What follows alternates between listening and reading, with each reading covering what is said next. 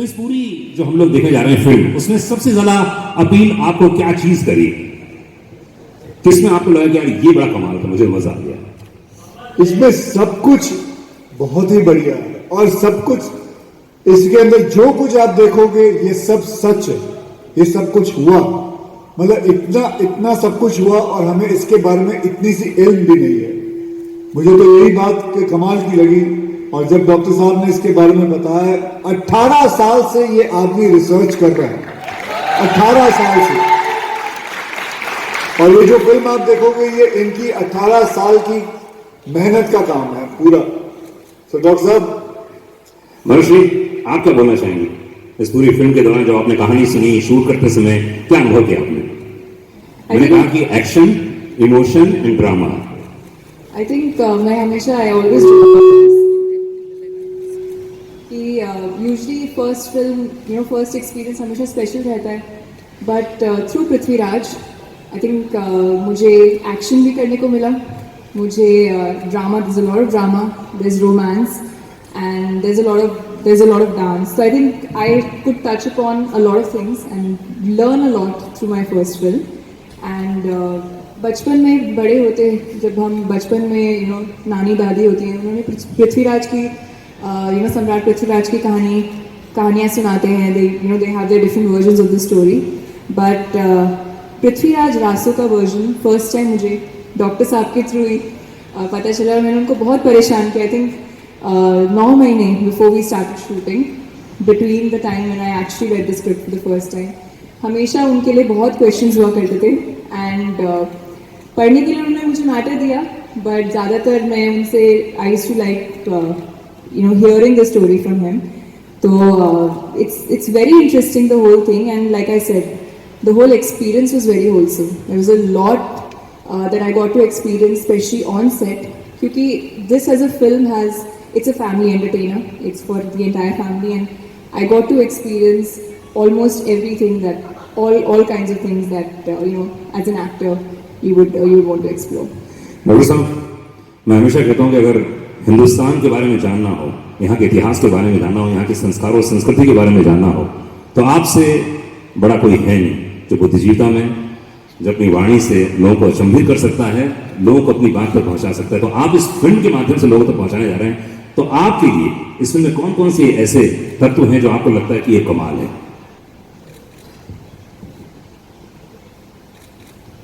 Hello, जो प्रेम में होते हैं वो अक्सर झूठ बोलते हैं. अनुज ने थोड़ा सा झूठ बोला है कि मैं श्रेष्ठ हूँ. मैं श्रेष्ठ नहीं हूँ, मैं भी एक इतिहास का प्रेमी हूँ, इसलिए ऐतिहासिक कहानियाँ लेकर आता हूँ. आपने सवाल किया कि ऐसे कौन से तत्व हैं जो जिस कारण मैं पृथ्वीराज भारत और विश्व के दर्शकों के सामने लेकर आ रहा हूँ. उसका सबसे पहला मुझे कारण लगता है कि अतुलनीय पराक्रम, शौर्य, विश्वास, शत्रु के प्रति भी सम्मान, स्त्री के सम्मान की रक्षा करने के लिए किसी भी हद तक जाने वाला भारत के इतिहास का एक अनोखा सम्राट पृथ्वीराज चौहान. जब मैंने पहली बार पृथ्वीराज रासो पढ़ा तो मुझे लगा ये कहानी हम अपने दर्शकों तक क्यों नहीं ले जा पा रहे हैं. और 2004 में मैंने ये कहानी लिखी थी और लगभग 14 वर्ष मैंने आदित्य चोपड़ा, अक्षय कुमार और मानुषी छिल्लर, इन तीनों के मिलने की प्रतीक्षा की. जब तीनों मिल गए तो सम्राट पृथ्वीराज चौहान आपके साथ. एक बार जोरदार ताली चाहिए ऐसे महान डायरेक्टर के लिए जिन्होंने आप तक पहुंचाई है एक ऐसी कृति जिसके बारे में कह सकता हूं कि ये यूनिक है, अलग है, अनूठी होने वाली है. प्लीज अपना स्थान ग्रहण करें, प्लीज आप लोग बैठें, क्योंकि हमारे मीडिया के बहुत सारे दोस्त हैं, साथी हैं जो बहुत सारे प्रश्न पूछना चाहते हैं. तो भाई एक के बाद एक प्रश्न पूछेंगे आराम से, इत्मीनान से. बहुत टाइम है हम लोगों के पास में, एंड कोशिश नहीं पूरी तरह से 100% सिर्फ सम्राट पृथ्वीराज चौहान के बारे में ही बात कीजिएगा. मैं नहीं चाहता हूँ कि आप इधर उधर भटके और फिर कोई आए फिर मना करे, वो नहीं चाहता हूँ मैं। तो हम लोग कोशिश करेंगे कि इसके इतिहास को समझने की, इस फिल्म की मेकिंग को समझने की, कैसे ये बनी है फिल्म, कितनी मेहनत लगी है और क्या क्या हम देख पाएंगे, उसके लिए मैं रिक्वेस्ट करूंगा एनी क्वेश्चंस कोई भी आप पूछना चाहें तो। जी मैं पूछ रही हूँ। शुभ नाम? नमस्कार, मैं रेखा खान, नवभारत टाइम्स से। रेखा जी आप कहाँ हैं? एक सेकेंड। पूछिए पूछिए। जी सबसे पहले तो मैं अक्षय जी आपको, मानुषी जी, डॉक्टर साहब आपको बहुत सारी मैं बधाई और बहुत सारी शुभकामनाएं देना चाहूँगी। बहुत ही कमाल का ट्रेलर है, बहुत सारी आप लोगों को शुभकामनाएं। अक्षय मेरा सवाल आपसे यह है कि हम इतिहास में बचपन से, चाहे पृथ्वीराज जी हों या महाराणा प्रताप हों, इस तरह के हिस्टोरिकल कैरेक्टर्स को हम एक हीरो की तरह देखते आए हैं कि हमारे देश के लिए, धर्म के लिए वो उसकी रक्षा करते हैं। लेकिन और ये एक नायक के तौर पे भी हम इन्हें देखते हैं, मगर आज के दौर में आप एक सच्चे नायक की क्या डेफिनेशन देखते हैं? आपको क्या लगता है कि आज के दौर में एक नायक या एक लीडर, उसमें क्या क्वालिटीज होनी चाहिए? ये लीडर्स का तो मुझे पता नहीं, बस एक अच्छे इंसान होने चाहिए, बहुत है। अपने जिंदगी में अच्छाई करो, अच्छे कर्म करो, कमाई करो और किसी का बुरा मत सोचो, किसी के बारे में बुरा मत बोलो।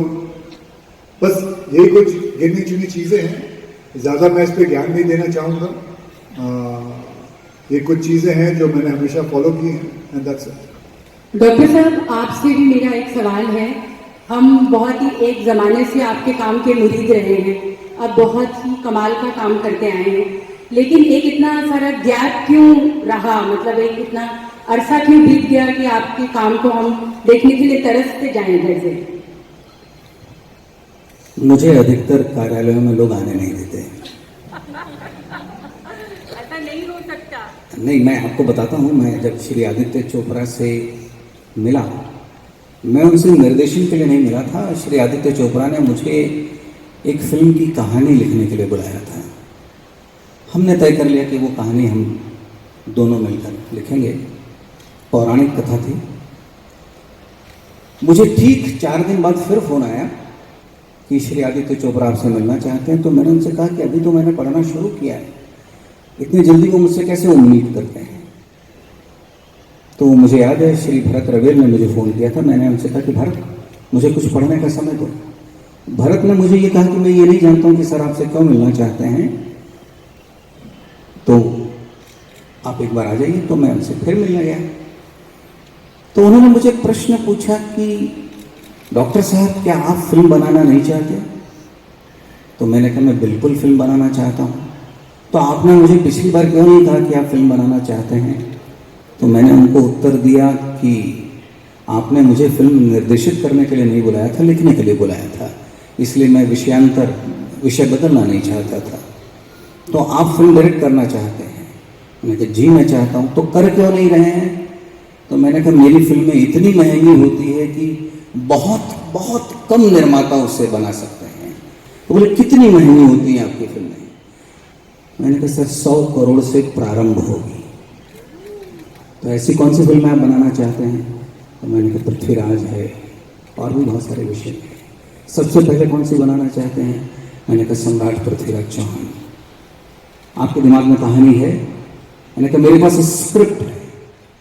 और एक शनिवार और रविवार मैंने उन्हें कहानी सुनाई। सोमवार को ये तय हो गया कि ये फिल्म हम अक्षय कुमार के साथ बना देंगे। बहुत बढ़िया, बहुत बढ़िया। क्या एनी क्वेश्चन? जी शुभ नाम? हाय, मैं अनुप्रिया हूँ, मिस मालिनी से। आप तीनों को बधाई, बहुत ही बढ़िया ट्रेलर, शानदार है। मानुषी आपका बहुत स्वागत है बॉलीवुड में। Thank you. जानना चाहेंगे, बहुत ही बड़ी फिल्म है और ऐतिहासिक फिल्म है, कम मौका मिलता है इस तरह की फिल्मों से डेब्यू करने का, तो कितनी ज़्यादा आप एक्साइटेड हैं और क्या क्या आपकी तैयारियां रही? और साथ ही इसके बाद अक्षय और सर से जानना चाहेंगे कुछ और। जी आपने बिल्कुल सही कहा। बहुत ही ऐसी कम अपॉर्चुनिटीज़ होती हैं कि इस तरह की फिल्म में आपका इंट्रोडक्शन हो, और मेरे लिए बहुत ही स्पेशल डेब्यू है। प्रेशर भी ज़्यादा था क्योंकि मैंने कभी इससे पहले एक्टिंग की नहीं थी. But I think the kind of team that I got was really helpful. Akshay sir himself he's been around for a longer time. He is very experienced. Adi sir is a very senior producer. Dr. Saab, I think his research and how clear he was in his head कि Rani Sayogita ऐसी थी मेरे, that is his interpretation of her. और मुझे ऐसी ही princess सयोगिता और ऐसी रानी सयोगिता चाहिए. So that really help me. और मैं इससे पहले मैं स्टूडेंट थी तो मेरा बहुत ही स्टूडेंट माइंडसेट है. कॉलेज जाना, वहाँ पे जो टीचर्स ने पढ़ाया वो सीखना और उसके बाद एग्ज़ाम देना. एंड कहीं ना कहीं उसने मुझे, उस एक्सपीरियंस ने मुझे बहुत हेल्प की है यहाँ पे, क्योंकि मैं यशराज आती थी 9 महीने तक मैंने यहाँ ट्रेनिंग की है. और उन 9 महीने में मैं आती थी, मैं डॉक्टर साहब से बहुत स्क्रिप्ट समझती थी, एक्टिंग समझती थी, क्या कैरेक्टर को चाहिए वो समझती थी. और क्योंकि film is a directors medium, तो उनके दिमाग में इतना क्लियर इमेज था कि उनको रानी सयोगिता कैसी चाहिए. So for me it was more about replicating that. तो आई थिंक बहुत ही बड़ा प्रोजेक्ट था. I couldn't say no to it. I had to, like, मेरे इससे पहले I was not very sure that I would become an actor, but after I knew that there was an opportunity that I could audition for something like Prithviraj, then there was no looking back, and I think I got the perfect team. Akshay, आपसे मेरा सवाल है कि 30 सालों के सफर में ये आपके लिए बहुत अलग तरह की फिल्म है, तो आपने क्या क्या चीजें अब तक अनलर्न की इस दौरान? और त्रिवेदी सर से मेरा सवाल है, एक तो खत्म करें. अच्छा, क्या मेरा सवाल है कि 30 सालों में पहली बार आप ऐसी किसी फिल्म का हिस्सा बन रहे हैं, तो आपके जो दर्शक और फैन भी रहे हैं आपको अलग इमेज में देखते आए हैं. तो इस फिल्म में क्या क्या चीजें आपने अनलर्न की हैं? लर्न किए हैं अपनी इमेज से किस तरह से बाहर निकलने में क्या क्या चैलेंजेस आपने फेस किए और अनलर्न किए नए किरदार में ढलने के लिए? अक्षय, मैं देखिए, मैंने जो कुछ भी किया है इस फिल्म के अंदर, जैसा भी मैंने निभाया है, मैंने बेसिकली सिर्फ अपने डायरेक्टर को फॉलो किया है. जो वो कहते थे, जो वो मुझे बताते थे, जैसा जैसा कहते थे कहने के लिए, बात करने के लिए, जो भी तरीका है, सब कुछ मैंने इनसे ही सीखा है. और मैं इस फिल्म के अंदर कुछ लेके नहीं आया था, मैं अकेले अपने आप को ले आया था. और ऐसा कुछ नहीं था मैंने अनलर्न किया या कुछ भी. मैं बस आता था, साहब के साथ बैठता था, साहब से बातें सीखता था और बस उनसे समझता था, कोशिश करता था, रिहर्सल करता था और बस जाके परफॉर्म करता था. तो कुछ ज़्यादा मैंने ऐसा ये कहूँगा कि मैंने बहुत सारी मेहनत की है तो मैं झूठ कहूँगा. Manushi, Russell here from Bollywood, right? Once again another welcome to Bollywood. Manushi, इससे बड़ा प्लेटफॉर्म वायरल की फिल्म है और आप सुपरस्टार अक्षय कुमार के सामने आप डेब्यू कर रही हो. डॉक्टर साहब की फिल्म है. No debutant can hope for probably a bigger platform than this. But along with that, No pressure. Yeah, but along with that, I need to say an experienced actor waiting for a film to come after such a long delay is a different thing. But as a debutant, when the delay goes on and goes on, what was the anxiety you were feeling and who were the people who helped you go through that and how did you overcome that waiting period? I think, Prithviraj was a lot of blood, sweat and tears while I was preparing. And definitely इससे बड़ी opportunity आपको नहीं मिल सकती. पर मैं जब इस industry में आई थी तो सबने बोला था कि सबसे ज़्यादा यूजफुल चीज़ पेशेंस रहेगी. And that I have experienced in the last 1.5 years. Definitely बहुत पेशेंस की ज़रूरत पड़ी because I was very excited. हम सब ने इतनी मेहनत की है इस फिल्म पे और आई वॉन्टेड टू सी, क्योंकि मेरे लिए पहला एक्सपीरियंस है जो हमने ऑन सेट्स जो भी शूट किया वो कैसे ट्रांसलेट होकर स्क्रीन पे दिखता है और एंड में ऑडियंस का क्या रिएक्शन होता है, how I actually I am accepted by the audience. So I think that's the biggest whatever certificate that you can get as an actor.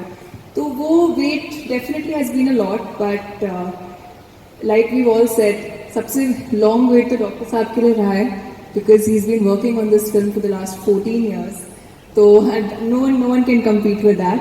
I think yeah, I mean it was okay. I think now तो it's gone, but there was a pandemic and everyone was suffering. तो मैं अकेले बैठ के तो complain नहीं कर सकती.